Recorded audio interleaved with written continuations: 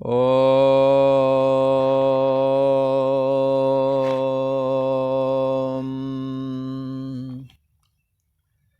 ओम गुरु ब्रह्मा गुरु विष्णु गुरुदेव महेश्वरा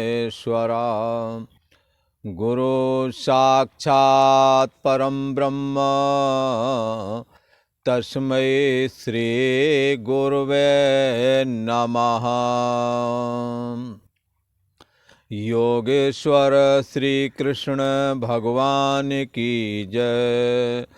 ऐं सरस्वत्यै नमः।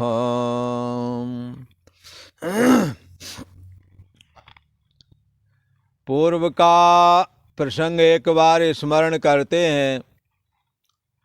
भगवान श्री कृष्ण ने पूर्व में इस 8वें अध्याय में ही कहा था कि अंत काले च मामेव स्मरण मुक्त्वा कलेवरम यह प्रयाति स मद्भावम याति नास्त्यत्र संशय।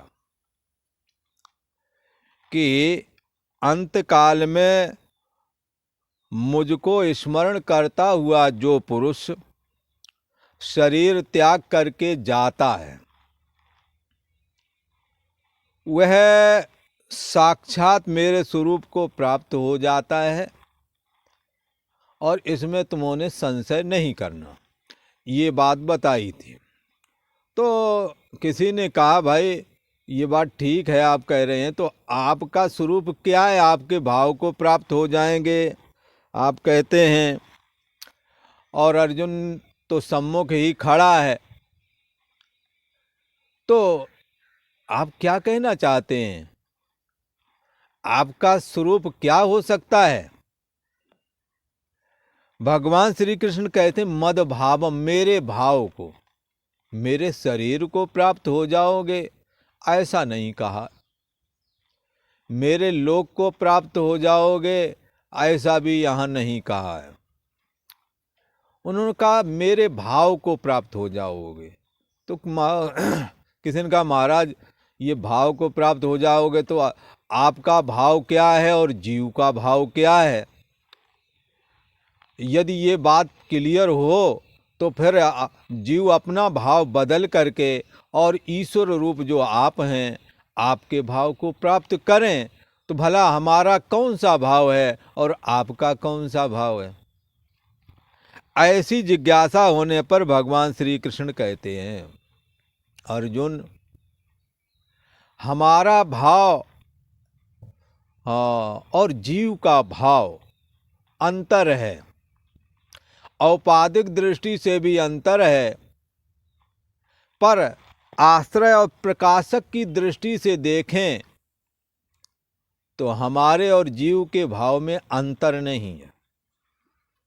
तो फिर आपने क्यों कहा कि हमारे भाव को प्राप्त हो जाएगा। जो हमारा चिंतन करेगा तो जीव का भाव अलग होना चाहिए, तो वो बदल करके आपके भाव को प्राप्त हो जाएगा। तो भगवान श्री कृष्ण कहते हैं ये बात तो ठीक है, जीव का जो हमारा निज स्वभाव है जीव का भी वही स्वभाव है। पर जब ते जीव ईश बिलगानो, जब से जीव ईश्वर से अपने को अलग महसूस करने लगा तब से दीन दुखी भय माने, तभी से ये दीन और दुखी हो गया और भय मानता है। बोले आप नहीं भय मानते हैं क्या, आपको भय नहीं लगता है। भगवान श्री कृष्ण को कभी भय नहीं लगता, क्योंकि उनका जो स्वभाव है, जो उनका निज भाव है वो अभय है, अमर स्वरूप है, अविनाशी रूप है, अच्युत रूप है। वो कभी अपने भाव से च्युत नहीं होता है। और भगवान श्री कृष्ण तो कहते हैं ये भाव तुम्हारा भी है अर्जुन, पर हमारे को अपने भाव की याद है और आपको अपने भाव की याद नहीं है। हमारा जो भाव है वही तुम्हारा है। और बहून में व्यतीतान जन्मानि तौ चार्जुना, हमारे और तुम्हारे बहुत सारे जन्म बीत गए हैं और मैं उन सभी जन्मों को और अपने निज भाव को सब जानता हूं, और तुम्हारे को भी जानता हूं, तुम्हारे जन्मों को जानूं, तुम्हारा निज स्वभाव निज स्वरूप जो है उसको भी मैं जानता हूं। अंतर इतना पड़ता है कि आप अपने, हाँ, जो हमारा भाव है जो तुम्हारे अंदर समाया हुआ है, सभी जीव चराचर के अंदर समाया हुआ है, उस भाव को आपने विस्मरण कर दिया और आप देहाभिमान से ग्रसित होकर के देह के धर्मों को अपना मानने लगे। जैसे देह बालक हुआ तो आपने कहा मैं बालक हूं, देह जवान देखा तो मैं जवान हूं, देह वृद्धावस्था में आया तो आपने कहा मैं बुढ़ा हूं। पर वस्तुतः आपने सारी अवस्थाएं देह की देखी, देह के बदलने को देखा, अवस्थांतर देखे, देहांतर भी देखे।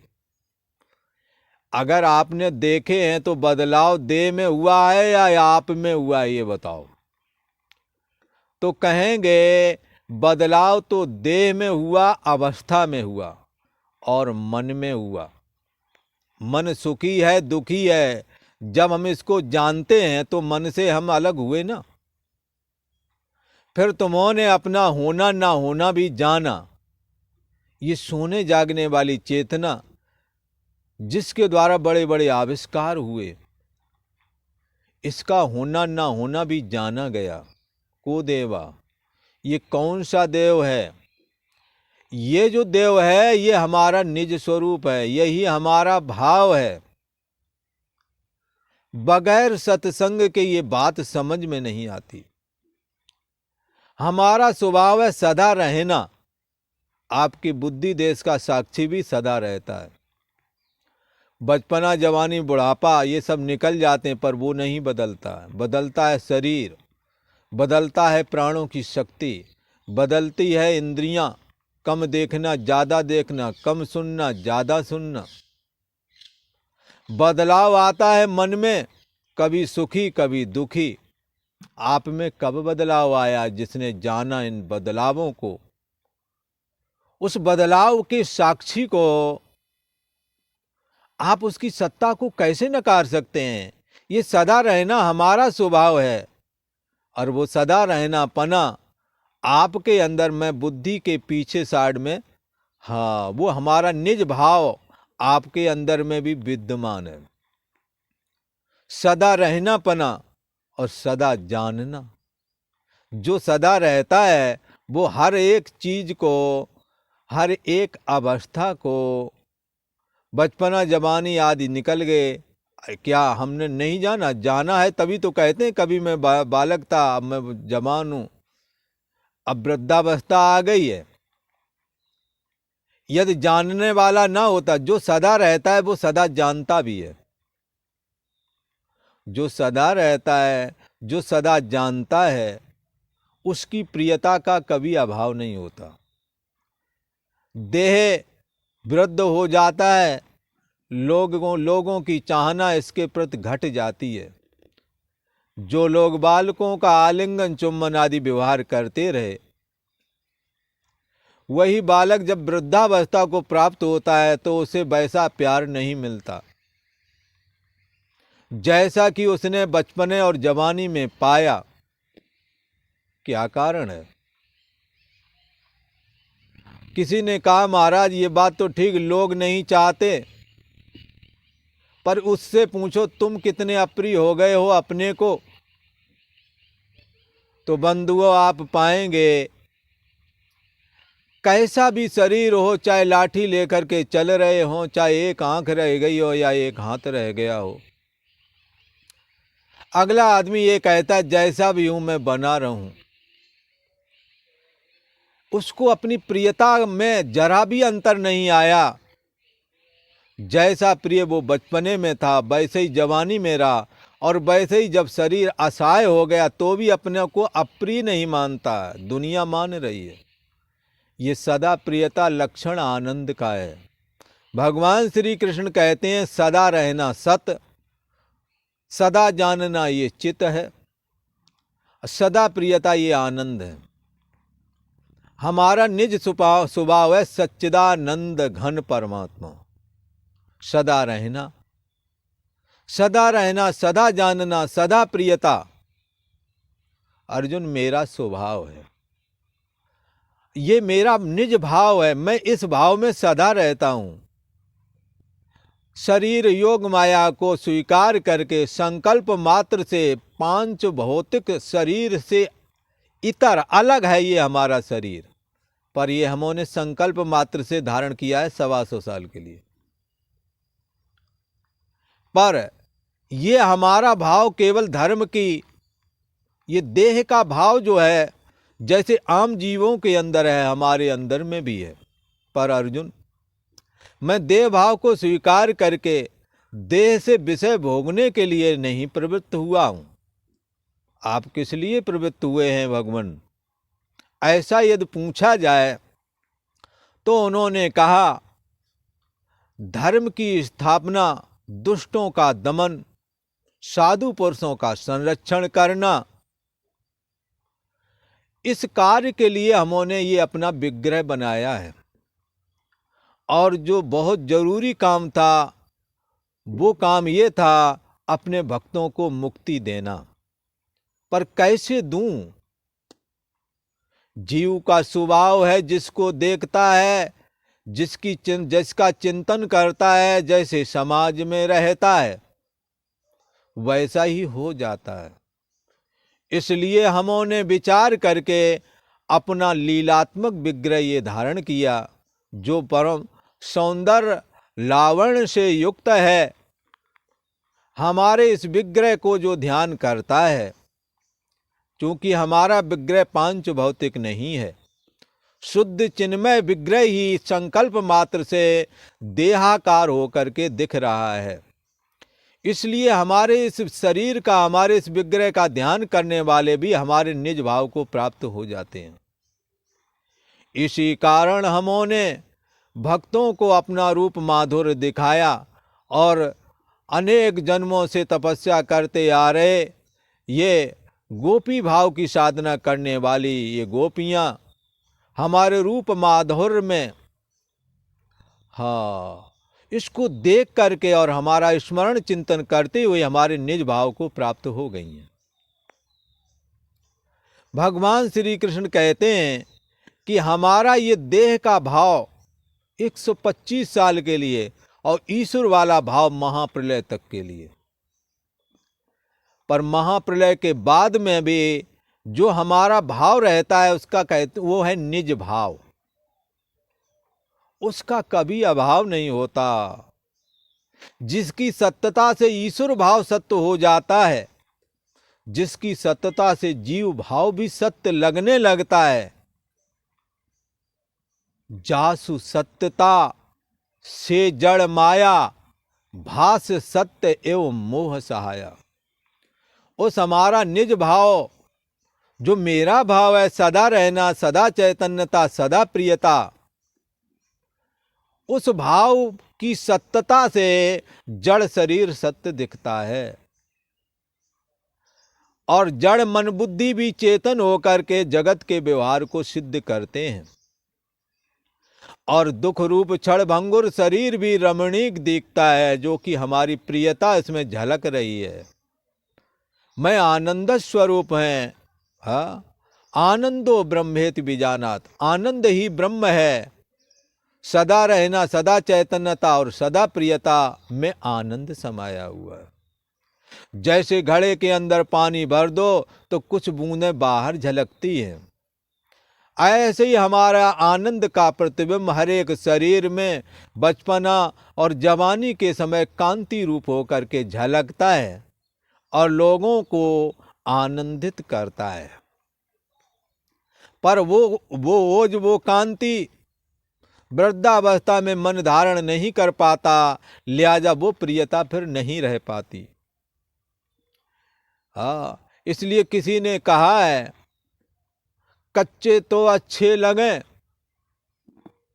गदराए बहुत मिठाएं, और हे सके वो कौन से फल जो पक जावे कड़वावे। मतलब तो बचपना अच्छा लगता है, उसमें प्रियता झलकती है परमात्मा की, कली खिल रही होती है, सभी को अच्छा लगता है, जवानी में और अच्छा लगता है। पर जब ये शरीर रूपी फल पक जाता है तो कड़वाने लगता है, कोई पास में बैठने को राजी नहीं। भगवान श्री कृष्ण कहते हैं, अर्जुन ये सारे के सारे भाव परिवर्तनशील हैं, शरीर का भाव और शरीर के धर्म, देहाभिमान और जन्मना अस्थि विपरिणाम अपक्षय और मृत्यु, ये 6 विकारों से शरीर गुजरता है बंधुओं। जन्म लेता है, दिखने लगता है, बढ़ता है, फिर और बढ़ता है, फिर अपक्षय, फिर घटने लगता है, नस नाड़ियां सिकुड़ जाती हैं, ब्लड कम हो जाता है, एक दिन गोविंदाय नमो नमः हो जाता है। ये 6 चीजें शरीर की हैं, ना कि आत्मा की हैं। आत्मा हमारा निज स्वभाव है, और मन का सुखी दुखीपना, संकल्प विकल्प करना, कामना से ग्रसित होना, इसको मैं जानता हूं। जो वस्तु जानने में आ जाती है वो निज स्वरूप नहीं हो सकती। निज स्वरूप तो वो है जो जानता है, जानने में आने वाला निज स्वरूप नहीं। इसलिए ना मैं मन हूं, ना मन के धर्म मेरे हैं। इसी तरह ना बुद्धि मैं हूं, ना बुद्धि के धर्म मेरे हैं, कर्ता भोक्तापना। भगवान श्री कृष्ण ने कहा, निज भाव वाला मैं परम ब्रह्म परमात्मा सदा रहता हूं, सदा जानता हूं, सदा प्रियता है। ऐसे मुझ अमित महिमाशाली परम ब्रह्म परमात्मा को जो अंतिम समय में स्मरण करता है, ऐसा जान करके स याति मद भावम, वो मेरे भाव को प्राप्त हो जाता है। क्या है भाव भगवान का? भगवान का भाव है सदा रहना, सदा चैतन्यता, सदा प्रियता। ये भाव भगवान श्री कृष्ण कहते हैं, हे अर्जुन तुम्हारे और हमारे दोनों में है। पर बहून में व्यतीतानि जन्मानि तो चार्जुना, हमारे और तुम्हारे बहुत से जन्म बीत गए, मैं तो सब जानता हूं, तुम कुछ भी नहीं जानते। यदि मेरे ज्ञान को धारण करोगे, तुम निज स्वभाव को प्राप्त हो करके, और जैसे मैं निर्द्वंद निर्भय हूं और सत्तात्मक स्थिति में स्थित होकर के नित्य मुक्त रहता हूं, ऐसे हे अर्जुन तुम भी हो सकते हो। कोई भी जीव परमात्मा के भाव को प्राप्त कर सकता है। क्यों? क्योंकि परमात्मा ने तद सृष्ट तान आन प्राविशत, उसने हम लोगों को बनाया, स्वयं प्रवेश कर गया है। और प्रवेश कर गया है तो निज भाव वाला सदा रहना, सदा चैतन्यता दिखता तो है नहीं, दिखता है शरीर मन इंद्रियां, तो दिखने वाले में ही मैं बुद्धि हो गई है। ये एक बहुत बड़ा भ्रम हुआ है हमारे साथ। कैसे हुआ है भ्रम? भगवान श्री कृष्ण ने पीछे कहा है, दैवी ही ऐसा गुणमयी मम माया दुरतया, मामेव ये प्रपद्यन्ते माया मेताम तरन्ते। ये दैवी गुणों वाली त्रिगुणात्मक माया ये बड़ी बलवान है। जब तक ये जीव मेरी शरण में नहीं आता, तब तक इस माया से पार होना बड़ा दुस्तर है, पार हो ही नहीं सकते। हाँ, एक ही उपाय है, मामेव ये प्रपद्यन्ते, मेरी शरण को प्राप्त हो, मेरा भजन करो, मुझे नमस्कार करो, मेरी पूजा करो। बोले आपको पुजाने का शौक तो नहीं कहीं? भगवान श्री कृष्ण ने कहा, हमें कि हमारे को कोई ऐसी वस्तु नहीं है जो प्राप्त ना हो, सब कुछ प्राप्त है, मान प्रतिष्ठा इज्जत सब है। कोई ऐसी वस्तु नहीं जो हमारे पास ना हो। हाँ, ऐसा जो मैं हूं, ऐसा मैं सदा, हाँ सदा रहना, सदा चैतन्यता, सदा प्रियता में सदा मैं स्थित रहता हूं। तो भी हाँ, हम तो रहते पर जीव अपने भाव को भूल जाता है। भगवान श्री कृष्ण कहते हैं अर्जुन तुम भी उसी भाव को याद करो, पर कैसे करें? सबकी गठरी लाल है कोई नहीं कंगाल, गांठ खोल देखत नहीं याबिद भय बेहाल। गांठ खोल के देखना नहीं चाहते तो गांठ भगवान कैसे खुले? वो भगवान श्री कृष्ण ने कहा ओ मित्तेकाक्षरम ब्रह्म, हमारा प्रथम नाम ओंकार है और उसका आप ध्यान करें। इसकी चर्चा पूर्व वाले एपिसोड में अपन कर चुके हैं, तो भी मैं थोड़ा सा कहता हूं कि प्राण को मस्तक में स्थापित करके परमात्मा संबंधी योग धारणा कर लें। जैसा कि शास्त्र ने बताया आकाशवत सर्वगतश्च नित्या, परमात्मा आकाश की तरह व्यापक है, पर ये आकाश जड़ है, अपने को भी नहीं जानता, दूसरों को भी नहीं जानता, पर भगवान आकाश की तरह व्यापक हैं, अपने को भी जानते हैं और हमारे तुम्हारे सबको जानते हैं। इसलिए वो सदा रहना, सदा चैतन्यता का अभाव उनके अंदर कभी होता ही नहीं है। ऐसा चैतन्याकाश रूप परमात्मा की योग धारणा करना है और ओंकार का जप करना है। तद जपहा तद अर्थ भावनम, उसका जप करना है, उसके अर्थ की भावना करना है। कैसे? भक्ति पूर्वक। परमात्मा से प्रेम ना हो और आप साधना करके परमात्मा में लीन होना चाहो बंधुओं, नहीं हो सकते। परमात्मा की तो बात छोड़ो, बगैर प्रेम के पति पत्नी भी एक जगह नहीं बैठ पाते हैं, तो लीन होने की तो बात बहुत बड़ी बात। इसलिए जो गृहस्थी भी सुखी हैं वो सुखी हैं जो आपस में प्रेम से रहते हैं, आपस में सहानुभूति रखते हैं, एक दूसरे के दुख दर्द में काम आते हैं।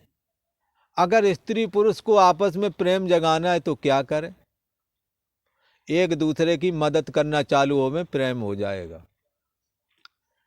भगवान के प्रति भी प्रेम ऐसे ही होता है। यद करोसि यदस्नासि यद जोहोष ददासि यति यद तपस्या कौन्ते तत्कुरुष मदर्पणम। तुम जो कुछ भी खाते पीते तपस्या करते हो, जो भी कर्म करते हो, मेरे को अर्पण करो। इससे भगवान के चरणों में प्रेम जगेगा और भगवान की भक्ति का हृदय में जब वास होता है तो समस्त सद्गुण आकर के बस जाते हैं। भक्ति स्वतंत्र सकल गुण खानी, भक्ति स्वतंत्र है, सारे गुणों की खान है। भक्ति सानुकूल रघुराया। भगवान जो है भक्ति के अनुकूल रहते हैं, जो भक्ति करता है उसके भी अनुकूल हो जाते हैं। इसलिए भगवान ने तो कह दिया मद भक्ता यत्र गायन्ति, जहाँ मेरे भक्त हमारा गान करते हैं, जप करते हैं, तप करते हैं, सुमरन करते हैं, तत्र तिष्ठामि नारदा। हे नारद, मैं वहीं जाकर के बैठ जाता हूँ, रुक जाता हूँ उनके हृदय देश में। इसलिए हमने इस दुख रूप शरीर से अपना छुटकारा करना है। भगवान श्री कृष्ण के इस दुर्लभ ज्ञान के द्वारा हमने देह से असंगता धारण करनी है, मन से असंग होना है और परछिन्न व्यक्तित्वपना रूप जो कर्ता भोक्तापना वाली जो ये बुद्धि है, इसका भी हमने मैं बुद्धि करके इसको स्वीकार नहीं करना है। यदि मैं बुद्धि करके स्वीकार करेंगे तो परछिन्न होने की वजह से इसका अंत आवेगा। परमात्मा का निज स्वभाव अनंत और अनादि और अनंत है, पर देह इंद्रिय और मन बुद्धि आदि तो अनादि तो हैं पर अंत वाले हैं। परम ब्रह्म परमात्मा के ज्ञान से इनका अंत हो जाता है। इसलिए हमने देहाभिमान को छोड़ना है, असंग हो जाना है और हमने मन से भी असंग होना है, बुद्धि से भी असंग होना है। हमने परछिन्न व्यक्तित्वपना से अपनी मैं को हटा लेना है और शुद्ध चैतन्य स्वरूप में ले जाना है। यदि ऐसा कर सके तो दुख रूप इस शरीर से छुटकारा मिल जाएगा। ये भगवान श्री कृष्ण का वचन है। ये गीता का 8वां अध्याय है और 15वां श्लोक है। भगवान श्री कृष्ण कहते हैं, यदि तुम मेरे भाव में स्थिति प्राप्त कर सके तो दुखों का घर जो ये शरीर है, इस शरीर से तुम्हारी अहम बुद्धि हट करके मुझ में आ जाएगी, सदा के लिए दुखों का अंत हो जाएगा। और हे अर्जुन, हमारे अलावा सब पुनरावृत्ति वाले, आने और जाने वाले हैं, अनित्य हैं, कोई सदा नहीं रहता। एक अंतर्यामी आत्मा, एक सच्चिदानंद घन परमात्मा ही अनादि और अनंत है। बाकी सब अनादि तो हैं पर अंत वाले हैं। भगवान श्री कृष्ण कहते हैं, हे अर्जुन, मामुपेत्वा पुनर्जन्म दुःखालयमशाश्वतम् नाप्नुवन्ति महात्मानः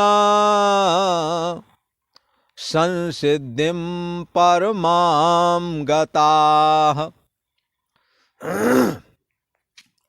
भगवान श्री कृष्ण कहते हैं, अर्जुन, परमाम संसिद्धिम गतः महात्मना, महात्मा नः, परम सिद्धि को प्राप्त हुए महात्मा लोग। किसी ने कहा ये परम सिद्धि कौन सी आ गई है अब? अरे परमात्मा की प्राप्ति ही परम माने अति श्रेष्ठ सिद्धि कौन सी है, जिससे दुखों का सदा सदा के लिए अंत हो जाता है। तो परमात्मा की प्राप्ति ही परम सिद्धि है, और सारी सिद्धियां हैं, ये परम सिद्धि है। इससे बढ़कर के और कोई बड़ी सिद्धि नहीं कि वो परमात्मा को प्राप्त हो जाए, परमात्मा में लीन हो जाए, ऐसा कहा। इसलिए परमात्मा की प्राप्ति से बढ़कर के और कोई बड़ा आनंद नहीं है। भगवान श्री कृष्ण कहते हैं, परम सिद्धि को प्राप्त ये महात्मा लोग माम उपेत्वा, मुझको प्राप्त हो करके, हाँ, जब मेरे को प्राप्त हो जाते हैं। किसी ने कहा प्राप्त हो जाते, कैसे प्राप्त हो जाते हैं? जैसे अर्जुन भगवान के पास ही खड़ा, अभी प्राप्त नहीं हुआ क्या? बंधुओं, पहले ही भी चर्चा की है कि ये जो भगवान के सम्मुख जो खड़े हैं, ये यद्यपि चिन्मय विग्रह है भगवान श्री कृष्ण का, तो भी 125 साल के लिए है। इसके बाद इसको अदृश्य हो जाना है। भगवान का अंत कभी नहीं होता। असाधना करोगे तो फिर भी उन्हों के दर्शन होवेंगे, ऐसी बात नहीं है। पर जैसे खुले दर्शन सभी को हुए थे 125 साल तक, वैसे दर्शन फिर ना हो सके। फिर तो जो साधना करके भगवान को प्रसन्न करे, उनको वो दुर्लभ विग्रह का दर्शन होता है। भगवान श्री कृष्ण कहते हैं, इस विग्रह के देखने से पापों का अंत हो जाता है, और इस विग्रह के देखने से जीव भाव भी जब अभ्यास करता है साधक, थोड़ा सा भी तो दग्ध हो जाता है। इस रूप के दर्शन के लिए रामचरितमानस में कहा, मम दर्शन फल परम अनुपा, जीव पाव निज सहज स्वरूपा। साधन भजन तपस्या करने के बाद में जब मेरे इस विग्रह का दर्शन होता है, तो जीव को जो सबसे उत्तम सिद्धि मिलती है वो ये कि अपने निज स्वरूप को प्राप्त हो जाता है। दया अभिमान से रहित जो स्वरूप है, देह के भाव से रहित जो तुम्हारी मैं है, मन बुद्धि से रहित जो तुम्हारी मैं है, उस अंतर्यामी आत्मा में विश्रांति लाभ जीव को प्राप्त हो जाता है जब भगवान श्री कृष्ण के इस विग्रह का दर्शन होता है। इसलिए वो लोग धन्य हैं जिन्होंने भगवान श्री कृष्ण के दर्शन किए। वो जमीन धन्य है जहाँ पर उन्हों के चरण गिरे हैं, चरण पड़े हैं।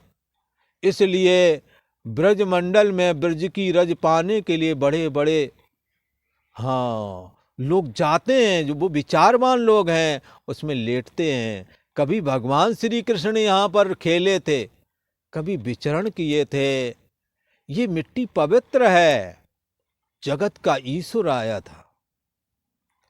तो भगवान श्री कृष्ण कहते हैं, मेरे इस विग्रह का दर्शन का फल क्या है अर्जुन? निज भाव को प्राप्त करा देना। जिस भाव में हम रहते हैं, और मैं अनेक जन्म हमारे तुम्हारे हो गए हैं, पर तुम बार बार उस भाव को भूल जाते हो। मैं याद दिलाता हूं हर जन्म में, आप बार बार भूल जाते हैं। इसलिए आप अच्छे से याद करें और हमारे सदा रहना, सदा प्रियता, सदा चैतन्य रूप विग्रह को स्मरण करो, ताकि ये दुखालय जो ये शरीर है ये ना प्राप्त हो और सदा सदा के लिए आनंद स्वरूप हमारा जो निज भाव है उसको प्राप्त हो जाओ। इसी बात को यहाँ कहते हैं परम सिद्धि यही है, हमारे भाव को प्राप्त कर लेना। परम सिद्धि को प्राप्त हुए महात्मा लोग मुझको प्राप्त हो करके दुखालयम अशाश्वतम, दुखों का घर जो ये शरीर इंद्रियां मन, दुखों का घर अशाश्वतम क्षण भंगुर, दुखों को तो घर है ही ये पता। आप जाकर के आप कहीं भी टेस्ट कराएं अपने अपने शरीरों का, सभी रोगी दोषी निकल रहे हैं, सभी दुखी है। कोई तन दुखी, कोई मन दुखी, कोई धन दुखी, दुखिया सब संसार।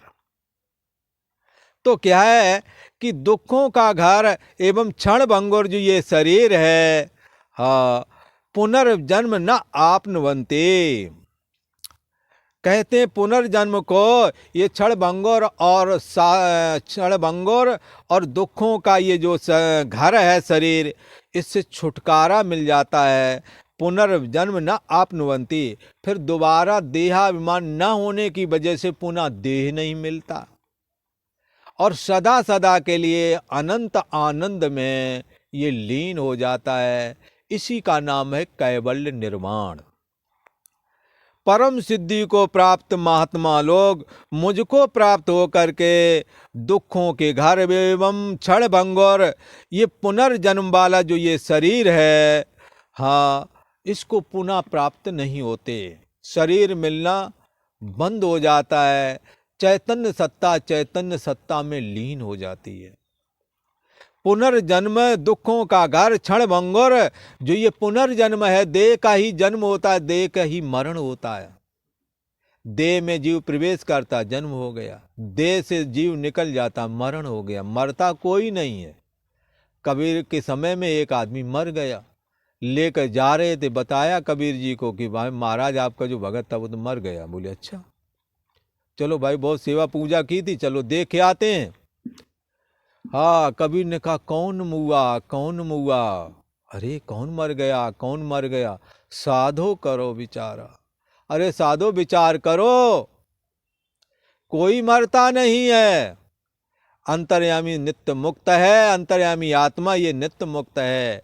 जीवात्मा उसका प्रतिबिंब है और ये जीवात्मा जीव भाव देहाभिमान पर टिका हुआ है। आपने देहाभिमान खत्म कर लिया है। देह और देह के अभिमान से आप असंग हो गए। मन बुद्धि के अभिमान और इनके संकल्प विकल्प और कामनाओं से आप असंग हो गए, आसक्ति से असंग हो गए हैं। तो फिर क्या परम सिद्धि रूप परमात्मा को प्राप्त होकर के ये महात्मा लोग दुखों का घर एवं क्षण भंगुर ये जो पुनर्जन्म है शरीर रूप करके, इसको पुनः प्राप्त नहीं होते। आज इतना ही। ओम शांति शांति शांति।